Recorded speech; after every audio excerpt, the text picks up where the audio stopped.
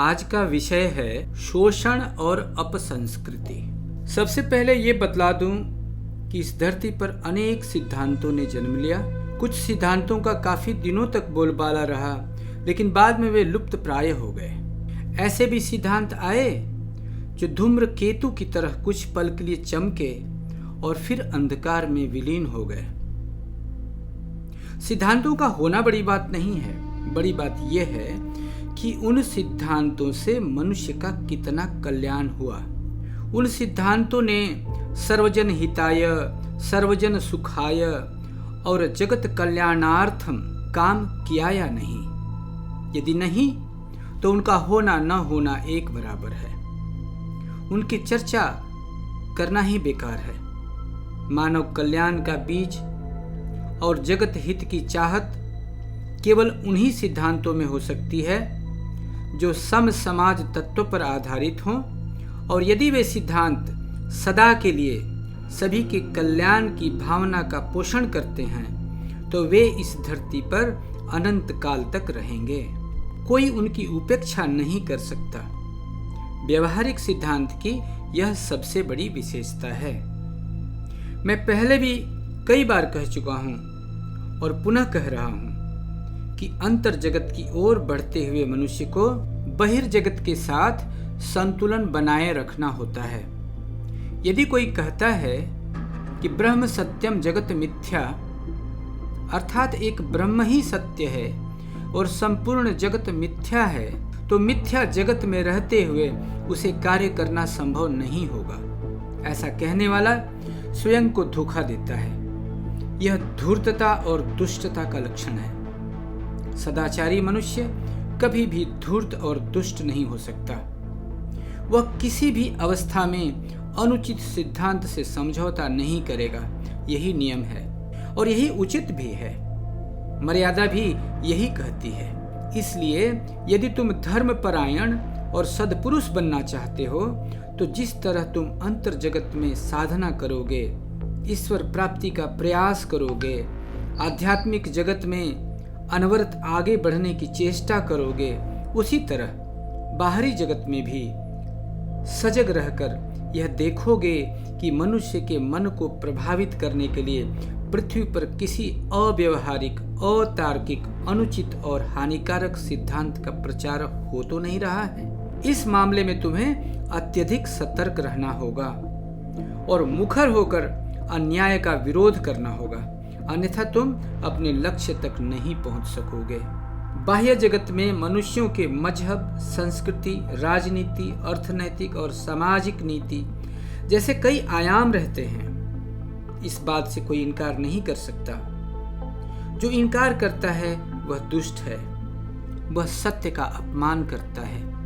इस तरह के लोग कभी भी अपना और जगत का, दोनों का कल्याण नहीं कर सकते। ये लोग दोहरे व्यक्तित्व का शिकार हो जाते हैं, अर्थात अंदर ही अंदर कुछ और सोचते हैं और बाहरी तौर पर कुछ और दिखावा करते हैं। एक ही व्यक्ति के अंदर ये जो दोहरी मानसिकता है, उन दोनों में संघर्ष प्रारंभ हो जाता है और यह एक संघातिक रोग का स्वरूप धारण कर लेता है। अंततः ऐसे लोगों की मृत्यु हो जाती है।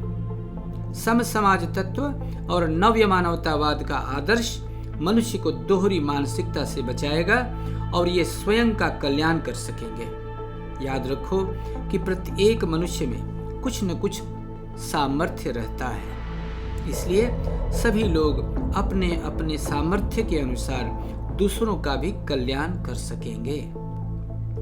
विप्लवी और क्रांतिकारी, रिवॉल्यूशन एंड इवोल्यूशन। इस जगत में हमें सामाजिक भाव प्रवणता और दलबंदी के भी विभिन्न स्वरूप दिखाई पड़ते हैं। उदाहरण के लिए एक परिवार जिसमें कुछ लोग आपस में मिलजुल कर रहते हैं। इसके अतिरिक्त जाति, संप्रदाय, समुदाय, कबीले और राष्ट्र के नाम पर जो बड़े बड़े समूह रहते हैं और बनते हैं, उनके पीछे भी यही मानसिक दुर्बलता, यही मानसिक बीमारी काम करती है, जिसके फलस्वरूप मनुष्य जाने अनजाने खुद को एक सीमित दायरे में बांध लेता है। इन्हीं बंधनों के कारण वह मानसिक जटिलताओं का शिकार हो जाता है। और जो लोग एक ही प्रकार की जटिलताओं से ग्रस्त रहते हैं वे सभी एक दूसरे की प्रशंसा करते हैं, कहते हैं वाह वाह, आपने कितना अच्छा भाषण दिया, आप कितना प्रशंसनीय कार्य कर रहे हैं। इसी तरह चोर भी एक दूसरे की तारीफ करते हैं, अमुक चोर के हाथ की सफाई का तो जवाब नहीं, मुझे तो उसने देखते ही देखते बेवकूफ बना दिया। लेकिन जो चोर नहीं है वह कभी चोर की प्रशंसा नहीं करेगा। एक बात स्पष्ट रूप से कहना है कि जिसकी सीमा बड़ी है वह छोटी सीमा वाले को तुच्छ समझता है और उसकी निंदा करता है। एक मनुष्य है जो अपने परिवार को लेकर ही रह रहा है, वह और कोई काम नहीं करेगा, अपने कार्यालय जाएगा और बड़े आराम से घर लौटकर अखबार के पन्ने उलटने लगेगा। एक और मनुष्य है जिसने जाति को लेकर अखिल भारतीय अमुक संगठन का निर्माण किया है, वह क्या करेगा? वह पारिवारिक व्यष्टि की निंदा करेगा और कहेगा देखो तो वह केवल अपने परिवार की ही चिंता करता है। जो लोग पूरे संप्रदाय को लेकर चल रहे हैं वे जातिगत संगठन वालों की निंदा करेंगे और कहेंगे आज के युग में जात पात की बात करने से कहीं काम चलेगा। और जिन लोगों का दायरा संप्रदाय से भी बड़ा है वे राष्ट्रहित की बात करेंगे, कहेंगे संप्रदाय से राष्ट्र की बुनियाद कमजोर होती है, वे राष्ट्र के शत्रु हैं, उनके पूरे राष्ट्र को हानि होती है। इस तरह की बातें कहने वाले भूल जाते हैं कि वे सभी एक ही बीमारी के शिकार हैं। सीमा चाहे जितनी बड़ी हो, सीमा तो रहेगी ही, बंधन तो रहेगा ही रहेगा। ये सभी सामाजिक भाव प्रवणता कहलाएंगे, ये सभी सोशल सेंटिमेंट कहलाएंगे। और जहाँ सीमा बंधन नहीं है उसे मैं सामान्य मानवतावाद कहूँगा। यह भी याद रखना होगा कि सामान्य मानवतावाद भी कोई प्रशंसनीय विचारधारा नहीं है। सामाजिक भाव प्रवणता में एक समूह दूसरे समूह का शोषण करता है और दूसरा समूह किसी तीसरे समूह का शोषण करता है। तुमने लक्ष्य किया होगा कि हिंदू समाज में जात पात और ऊंच नीच को लेकर बहुत ज़्यादा भेदभाव विद्यमान है। कुछ लोगों को तुमने हल्के फुल्के अंदाज में यह भी कहते सुना होगा कि हिंदू समाज में जो भेदभाव है उसके लिए ब्राह्मण ही जिम्मेदार हैं। और जो लोग ऐसा कहते हैं वे लोग भी तथाकथित छोटी जाति के लोगों को स्पर्श नहीं करते। उदाहरण के लिए बंगाल में तैंतुल बागड़ी जाति के लोग दूलो बागड़ी को छोटा समझते हैं, उन्हें छूना भी पाप समझते हैं और यही तैतुल बागड़ी कहते हैं कि ब्राह्मणों के कारण ही हम बर्बाद हो गए। सच क्या है? मैंने पहले ही कहा है कि सचमुच में देखा जाए तो ये सभी मानसिक बीमारियों के शिकार हैं। एक सीमाबद्ध व्यष्टि अपने बंधन को भूलकर दूसरे सीमाबद्ध व्यष्टि की निंदा कर रहा है। तुम लोग भी याद रखो, ऐसा कभी नहीं सोचना, कभी किसी से नहीं कहना कि अमुक लोगों के कारण हिंदू समाज ध्वस्त हो गया। ऐसा कहना तुम्हारी भूल कहलाएगी। अगर तुम बर्बाद हो तो अपनी बर्बादी के लिए तुम स्वयं जिम्मेदार हो। जिसमें इन बातों को साफ साफ कहने का साहस है उनका पथ विप्लव, रिवॉल्यूशन का पथ कहलाएगा। और जो लोग कहते हैं इतनी जल्दी क्या है, धीरे धीरे चलो, उनके पथ को मैं क्रांति, इवोल्यूशन का पथ कहूँगा। ऐसे लोग कोई भी बड़ा काम नहीं कर सकते। और भी कुछ लोग हैं जो बड़ी सादगी से कहते हैं नहीं भाई, हमारे बाप दादा तो मानते आए हैं, हम उनके विरुद्ध क्यों जाएं। ये लोग प्रतिक्रियावादी, रिएक्शनरी हैं। ये लोग भी एक तरह के मनोरोगी हैं। किसी भी नई चीज को ग्रहण करने में इन्हें भय लगता है। ये लोग दरअसल मानसिक भय का शिकार हैं। मुंह से बड़ी बड़ी बातें करते हैं लेकिन अंदर से भयभीत रहते हैं। इन लोगों की जितनी भर्त्सना की जाए कम है। वे लोग मुंह से कहते हैं हमारे बाप दादा ने जो किया है हम वही कर रहे हैं, लेकिन उनके बाप दादा तो खड़ाऊ पहनते थे, सिलाई किए हुए कपड़ों के बदले सिर्फ एक चादर ओढ़ते थे, चीनी नहीं गुड़ खाते थे, नल का पानी नहीं पीते थे। क्या बाप दादा का नाम जपने वाले भी यही करते हैं?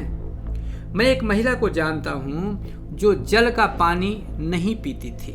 मैं एक महिला को जानता हूँ जो नल का पानी नहीं पीती थी। कहती थी जल विभाग में सैकड़ों जाति के लोग काम करते हैं, वैसा जल मैं कैसे पीऊं। वे शुद्ध गंगा जल पिया करती थी, जैसे कि गंगा जल को केवल कुलीन ब्राह्मण ही छूते हों। इन सब कार्यकलाप के पीछे अर्थात पुरानी सड़ी गली मान्यताओं को छोड़कर नवीनता को अपनाने में जो झिझक है, उसके पीछे भी भय वृत्ति काम करती है। अर्थात सामाजिक भाव प्रवणता से वशीभूत एक समूह अर्थनैतिक, सांस्कृतिक और मजहबी धरातल पर भी दूसरे समूह का शोषण करता है। मानसिक शोषण। सामाजिक स्तर पर पहले क्या होता है?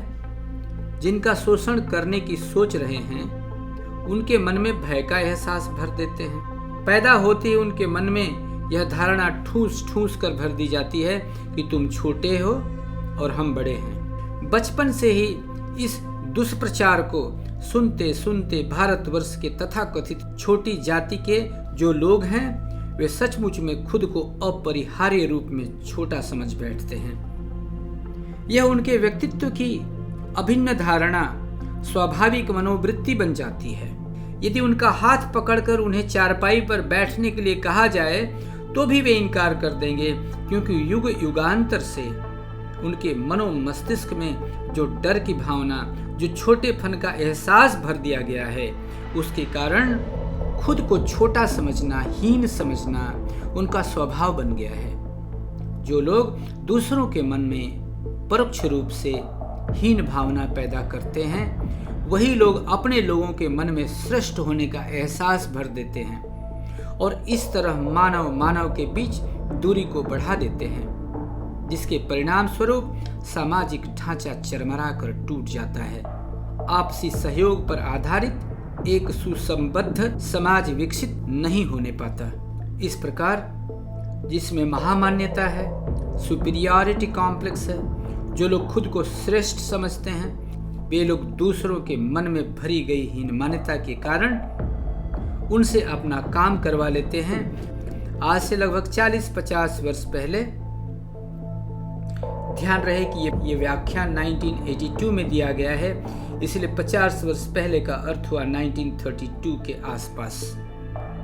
यह देखा जाता था कि केवल फुल पैंट पहनने वालों को ही रेलगाड़ी के विशेष डब्बों में बैठने दिया जाता था। धोती पहनने वालों को उनमें चढ़ने की अनुमति नहीं थी। यह क्या है? यह भी हीन मान्यता पैदा करने का एक तरीका है। इसका परिणाम यह हुआ कि वहां तो मानसिक शोषण हो ही गया और बाद में भी इसी के सहारे समाज के अन्य क्षेत्रों में भी उनका शोषण करने की सुविधा मिल जाती है। जो अंग्रेजी में बात नहीं कर सकता उसे मूर्ख समझा जाता था, आज भी समझा जाता है। कोई व्यक्ति यदि संस्कृत का महापंडित है लेकिन अगर उसे अंग्रेजी बोलना नहीं आता तो वह भी मूर्ख कहलाता है। यही है हीन मान्यता पैदा करने की परिणति। हीन मान्यता पैदा करने का अर्थ ही है मानसिक शोषण करना। समाज के अनेक क्षेत्रों में ऐसा ही होता है।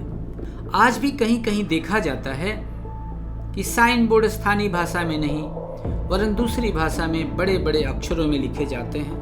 अंग्रेजी में गुलामों की भाषा को वर्नाकुलर कहा जाता है। साइन बोर्ड क्यों लगाए जाते हैं? स्थानीय जनसाधारण को यह बताने के लिए कि अमुक चीज का महत्व क्या है और अमुक दुकान में अमुक सामान मिलता है। यह बात अगर शासित व शोषित जनसाधारण की भाषा में न लिखकर शासकों व शोषकों की भाषा में लिखी जाए या फिर शोषितों पर आभार जताने के लिए साइन बोर्ड के बड़े बड़े अक्षरों के नीचे उनकी भाषा में भी छोटी छोटी अक्षरों में लिखा जाए, तो इससे शोषित जनमानस में न केवल अपनी भाषा वरन अपने अस्तित्व को लेकर भी हीन भावना पैदा हो जाएगी। वे मानसिक व्याधि का शिकार होकर रह जाएंगे। इस तरह परोक्ष रूप से लोगों के मन में दबाव डालकर यह धारणा बैठाई जा रही है कि प्रसाद के लिए अलग से रखी गई मिठाई की तरह शासकों की भाषा का दर्जा ऊंचा है। यह सब देखकर लोग सोचने लगते हैं, सच में यह तो राजाओं की भाषा है। मन में इस तरह की हीन भावना के आते ही तुरंत उसका मानसिक शोषण भी शुरू हो जाता है। सामाजिक भाव प्रवणता के द्वारा परिचालित होने वाले लोग दूसरों का इसी तरह शोषण करते हैं। जीवन के अन्य क्षेत्रों में भी यही सिलसिला अबाध गति से चलता रहता है। मानसिक शोषण के साथ ही साथ राजनीति, अर्थनीति, मजहब, संस्कृति इत्यादि सभी क्षेत्रों में जनसाधारण का शोषण किया जाता है। इसलिए मैंने कहा था कि भौम भाव प्रवणता, जियो सेंटिमेंट के द्वारा मनुष्य की जितनी हानि होती है, सामाजिक भाव प्रवणता के द्वारा, सोशियो सेंटिमेंट के द्वारा उससे करोड़ों गुना ज़्यादा नुकसान होता है। सामाजिक भाव प्रवणता को मैंने पहले ही समझा दिया है। इसमें फंसकर मनुष्य अपने अधिकार भूल जाता है। उसे यह भी याद नहीं रहता कि उसे भी सिर ऊंचा उठाकर सम्मानजनक तरीके से जीने का अधिकार है। इसलिए सामाजिक भाव प्रवणता, सोशियो सेंटिमेंट अत्यधिक हानिकारक है। यह दूसरों के मन में हीन भावना पैदा करके उनका मानसिक शोषण तो करता ही है, अन्य क्षेत्रों में भी उसे लूटता है। अर्थनैतिक क्षेत्र में उसे नुकसान पहुंचाता है। एक विशेष प्रकार की सामाजिक भाव प्रवणता के द्वारा परिचालित जनगोष्ठी दूसरी जनगोष्ठी का शोषण करती है। शोषण करने के पहले उनके मन में यह धारणा पैदा कर देती है कि वे छोटे हैं और ये बड़े। चूंकि ये बड़े हैं इसलिए इनके अधिकार ज्यादा हैं। वे प्रथम श्रेणी के नागरिक हैं और तुम दूसरी श्रेणी के नागरिक हो और इनको शोषण करने का भी अधिकार है। छानबीन करने पर तुम लोग देखोगे कि दुनिया में जहां भी एक जनगोष्ठी दूसरे जनगोष्ठी का अर्थनैतिक शोषण कर रही है, वहां उन्होंने शोषित जन समुदाय का पहले तो मानसिक शोषण किया और फिर उनके मन में हीन भावना पैदा करके उन्हें हमेशा के लिए बेबस कर दिया। जहां जहां अर्थनैतिक शोषण हो रहा है वहां छानबीन करके देखोगे कि उसकी बुनियाद में अवश्य मानसिक शोषण विद्यमान है और गहराई से खोजने पर पाओगे कि लोगों के मन में ही हीन भावना पैदा करने का सतत प्रयास दुष्टतापूर्ण तरीके से चलता ही रहता है। अर्थनैतिक और राजनैतिक शोषण।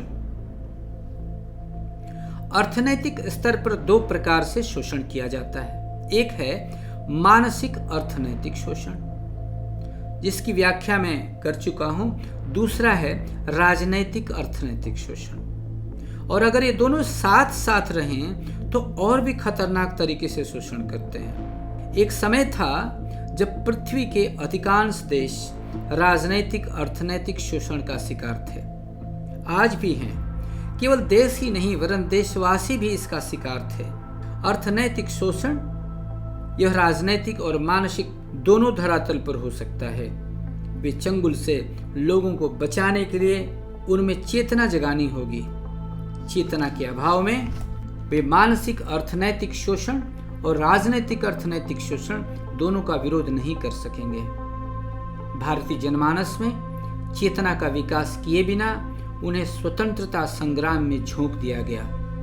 परिणाम यह हुआ, भारतवासियों को राजनैतिक आजादी तो मिल गई, किंतु राजनैतिक अर्थनैतिक आजादी आज तक नहीं मिल सकी है। आज भी वे मानसिक अर्थनैतिक और राजनैतिक अर्थनैतिक शोषण का शिकार हैं। अब देखा जाए कि मानसिक राजनैतिक तथा राजनैतिक शोषण कैसे किया जाता है। सामाजिक भाव प्रवणता द्वारा प्रचालित एक जनगोष्ठी अपना आधिपत्य स्थापित करने के लिए किसी दूसरी जनगोष्ठी पर बल प्रयोग करती है। इसके पीछे उसका अभिप्राय यह रहता है कि हम एक शोषित जनगोष्ठी या शोषित देश, जहां जनगोष्ठी का विषय देश से भी बड़ा है, इस संबंध में बाद में चर्चा करूंगा। तो ऐसे शोषित देश का कच्चा माल खरीदेंगे, उसे अपने देश भेजेंगे और वहां पर तैयार किया हुआ माल इसी शोषित देश में बाजारों में लाकर बेचेंगे। जो जनसमूह आर्थिक दृष्टि से कमजोर है, शक्ति विहीन है और भीतमन्यता से ग्रस्त है, वह शक्तिशाली जनसमूह के सामने नतमस्तक हो जाता है इसके बाद अर्थात दूसरे चरण में यह होता है कि शोषित जनसमूह पूरी तरह शक्तिशाली जनसमूह के कब्जे में आ जाता है और खुद को कच्चा माल बेचने और उनके तैयार माल खरीदने वाले निरीह समूह के रूप में पाता है। उनका भविष्य अंधकारमय हो जाता है और यह सब मानसिक आर्थिक शोषण और राजनीतिक आर्थिक शोषण के कारण ही होता है। बुद्धिमान मनुष्यों का कर्तव्य है कि वे इन घटनाओं की विवेचना करें और देखें कि कहाँ क्या हो रहा है, कौन क्या कर रहा है। जहाँ जहाँ यह शोषण शक्ति बल के द्वारा किया जा रहा है वहाँ इसे राजनैतिक अर्थनैतिक शोषण कहेंगे, और जहाँ जहाँ यह शोषण धूर्तता भरी चालाकी और सुनियोजित तरीके से किया जा रहा है वहाँ यह मानसिक आर्थिक शोषण कहलाएगा। शोषण का तरीका चाहे जैसा भी हो, उसकी अपरिहार्य परिणति यह होती है, शोषक वर्ग शोषितों का प्रत्यक्ष या परोक्ष रूप से न केवल शोषण करता है वरन उन पर शासन भी करने लगता है, और फिर शासक की हैसियत से शोषण करना और भी आसान हो जाता है। वाक सर्वस्व विप्लवी और सुधारवादी, वोकल रिवोल्यूशनरी एंड रिफॉर्मिस्ट्स। जो लोग अपरोक्ष रूप से शासन करना चाहते हैं वे क्या करते हैं? शासन करने वालों को खरीद लेते हैं। इसका परिणाम यह होता है कि शासक वर्ग तथा कथित नेतागण उनका गुलाम हो जाता है और उन्हीं का हित साधता है जिनके धन से उन्होंने चुनाव जीता है। उनका मनोरंजन नहीं करेंगे तो फिर क्या करेंगे? लोक दिखावे के लिए वे शोषकों के आर्थिक, राजनैतिक और सामाजिक शोषण के विरुद्ध भाषणबाजी करते हैं, लेकिन व्यवहारिक धरातल पर भीतर ही भीतर उन्हीं का समर्थन करते हैं। ऐसे लोगों को मैंने वाक सर्वस्व विप्लवी कहा है, वोकल रिवोल्यूशनरी कहा है। मुंह से शोषण के विरुद्ध बड़ी बड़ी बातें करना, लेकिन भीतर ही भीतर शोषकों से मिले रहना, यही इन वाक सर्वस्व विप्लवी लोगों का चरित्र है। जो सुधारवादी हैं, रिफॉर्मिस्ट हैं, इन लोगों से थोड़े अच्छे हैं। ये कहते हैं कि धीरे धीरे सुधार लाया जाए, लेकिन इनका मतलब रहता है कि शोषण चक्र अबाध गति से चलता रहे। तुम लोगों ने इस धरती पर अनेक सुधारवादियों को देखा होगा जिन्हें थोड़ी बहुत उल्टी सीधी और यहाँ वहाँ की बातें करके अपनी प्रतिष्ठा बचाए रखी, समाज का कल्याण कभी नहीं चाहा। ऐसे अनेक लोग आए जिन्होंने जाति भेद, छुआछूत के विरुद्ध बड़ी बड़ी बातें कही, भारी जनसमूह को इकट्ठा किया और उनके सामने घोषणा की, सभी समान हैं, मैं छुआछूत नहीं मानता, मैं सभी के हाथ का छुआ खाऊंगा। यदि कोई अछूत मुझे साफ सुथरे गिलास में स्वच्छ पानी लाकर दे तो मैं पी लूंगा, और यह देखो मैंने पी भी लिया। तो उनकी नौटंकी देखकर उपस्थित जनसमूह ने तालियां बजाई और कहा, देखो तो यही ठीक है, यही तो होना चाहिए। ये महाशय कौन हैं? यही हैं सुधारवादी। सच तो ये है कि वे मन ही मन जातिवाद के समर्थक थे, उसे बचाना चाहते थे। यदि वे सचमुच में जातिवाद के विरुद्ध होते तो स्पष्ट घोषणा करते, छुआछूत ही जात पात का बुनियादी कारण है, इसी से ऊंच नीच और अस्पृश्यता की भावना फैली है, इसलिए तुम सब जात पात के बंधन को तोड़ दो। यदि उनमें सबके सामने यह घोषणा करने का साहस होता तो वे विप्लवी कहलाते, किंतु उनमें इतना साहस नहीं था। इसलिए वे तरह तरह की नौटंकी करके जनमानस को भरमाते रहे और विप्लव की संभावना को टालते रहे। विप्लव को विलंबित करके उन्होंने भारतवासियों का अत्यंत नुकसान किया। किसी भी युग के सुधारवादी ने समाज का कल्याण कभी नहीं चाहा, वरन वे समाज की त्रुटियों को स्थायी बनाए रखने की सोचते रहे, किसी न किसी तरह उन्हें जीवित रखने की सोचते रहे। आखिर क्यों? या तो वे मन ही मन भयभीत थे, या फिर उनके मन में दुष्टता मिश्रित गंदगी भरी हुई थी। बाद में अर्थात राजनैतिक आर्थिक शोषण समाप्त होने पर जब लोगों की आंखें खुलती हैं तब उन्हें होश आता है, तो इन सुधारवादियों की लोकप्रियता और प्रतिष्ठा धूल में मिल जाती है। जो लोग खुलेआम राजनैतिक, अर्थनैतिक और मानसिक शोषण किए जा रहे हैं और जो लोग परोक्ष रूप से उनका समर्थन कर रहे हैं, उनकी लोकप्रियता क्षणिक होती है, क्योंकि जब जनसाधारण को उनके षड्यंत्र का पता चलता है तो उनकी कोई भी चालबाजी काम नहीं आती। फिर वे नौकरशाहों का सहारा लेते हैं, उनकी सहायता के बिना एक कदम भी आगे नहीं बढ़ा सकते और नौकरशाहों के इशारों पर अपने सारे कार्यकलाप जारी रखते हैं। उनमें इतना साहस नहीं रहता कि वे सतर्क और जागरूक जनसमूह का सामना कर सकें।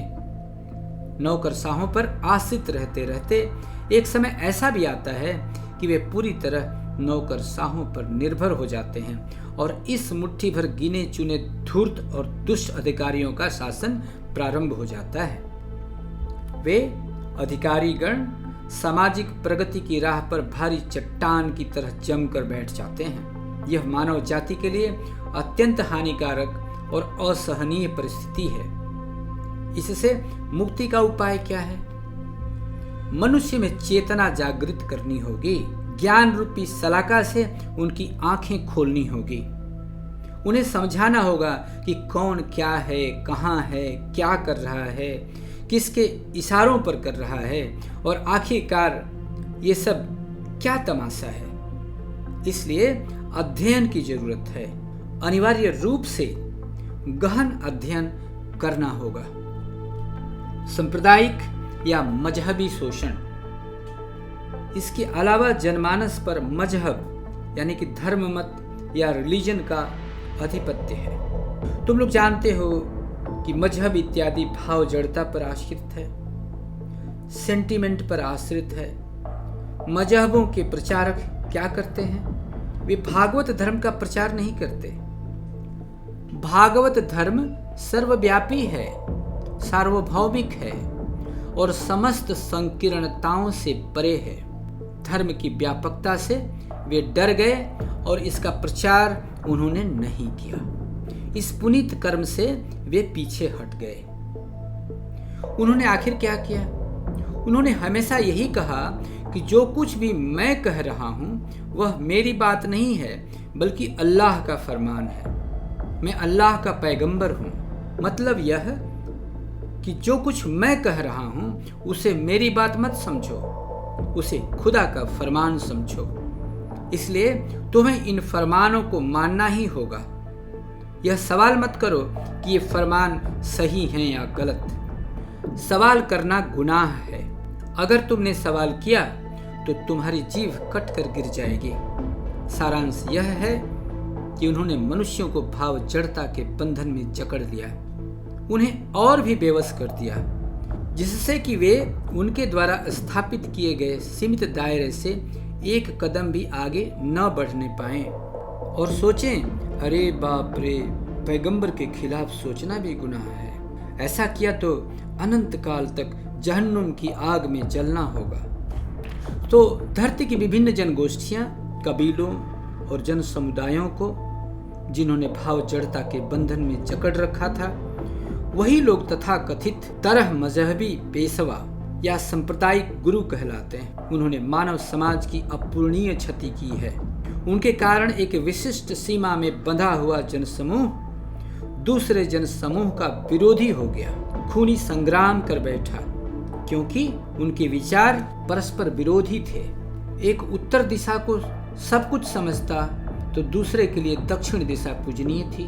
कहीं भगवान के नाम पर और कहीं अल्लाह का डर पैदा करके वे अपना स्वार्थ सिद्ध करते रहे। रक्तपात को, खूनी संग्राम को उन्होंने बंद नहीं किया, बल्कि भगवान का यही आदेश है, यही अल्लाह का फरमान है जैसी बातें कहकर जनसाधारण को उकसाते रहे। इस तरह की सांप्रदायिक भावना भड़काकर एक समुदाय दूसरे समुदाय का शोषण करना चाहता है। सामाजिक, आर्थिक, राजनैतिक क्षेत्रों की तरह मजहबों, धर्म मतों के मामलों में भी यही सब होता है। अपना शोषण जारी रखने के लिए तथाकथित धार्मिक नेता भी एक विशिष्ट क्षेत्र का निर्माण करना चाहते हैं। जिस तरह विकसित अर्थनीति वाली शक्तिशाली जनगोष्ठी अविकसित अर्थनीति वाली जनगोष्ठी के इलाके को अपने विशिष्ट क्षेत्र के रूप में देखती है, वहाँ का कच्चा माल सस्ते मूल्यों में खरीदकर अपने कारखानों में भेजती है और वहाँ का निर्मित माल शोषित जनगोष्ठी के बाजारों में भेजकर उन्हें खरीदने के लिए बाध्य करती है। मजहब के क्षेत्र में भी ठीक वैसा ही होता है। शोषक जनगोष्ठी की धन शक्ति के सहारे धर्म प्रचारक अपने दिन गुजारते हैं। कुछ धार्मिक पेशवा इस बात को भी भली भांति जानते हैं कि वे शोषकों का साथ दे रहे हैं, किंतु अधिकांश लोग यह भी नहीं समझ पाते कि वे भी परोक्ष रूप से शोषकों का ही साथ दे रहे हैं। जो धर्म प्रचारक शोषकों के षड्यंत्र से अनजान हैं, उन तक अपनी बातें पहुंचाओ। नव्य मानवतावाद का संदेश उनके कानों से होकर उनके मर्म स्थल तक पहुंचाना तुम्हारा कर्तव्य है। तुम्हारा संदेश उनकी बुद्धि भ्रमजाल से मुक्त करेगा और जिन भ्रामक विचारों को उन्होंने ताबीज की तरह गले में लटका के रखा है, वे उसे उतार कर कूड़ादान में फेंक देंगे। और जो लोग जानबूझकर भाव जड़ता का प्रचार कर रहे हैं, समाज विरोधी तत्वों की दलाली कर रहे हैं, तुम देखोगे कि सत्य के प्रचार को बढ़ते देखकर वे लोग और अधिक उग्रता से तुम्हारा विरोध करेंगे। उन्हें अधिक से अधिक उग्र होने दो। उनके पाप के घड़े को लबालब भर जाने दो। उनका नाश अनिवार्य है। उनके पापों का विध्वंस होकर ही रहेगा। यह विधि का अमिट विधान है।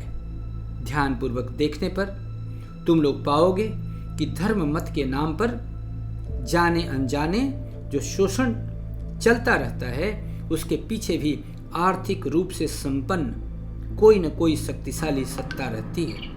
वे लोग अपने लिए विशिष्ट क्षेत्र तैयार करना चाहते हैं ताकि उनका शोषण चलता रहे। सारांश यह कि समाज के सभी स्तरों पर तुम देखोगे कि शोषण के पीछे किसी न किसी पूंजीपति का सुनियोजित षड्यंत्र काम करता है। अपसंस्कृति और सांस्कृतिक शोषण। इसके अलावा एक और विषय है संस्कृति।